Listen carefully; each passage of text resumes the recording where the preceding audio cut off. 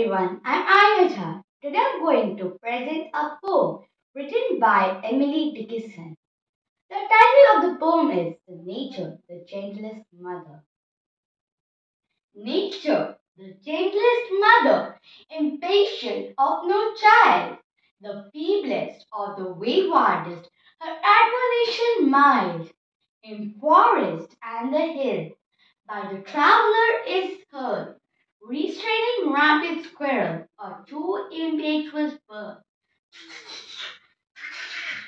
How fair her conversation, a summer afternoon, her household, her assembly, and when the sun goes down,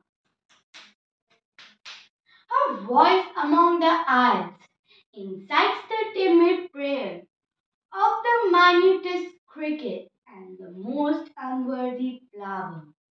When all the children sleep, she turns as long away as will suffice to light her lamp, then bending from the sky.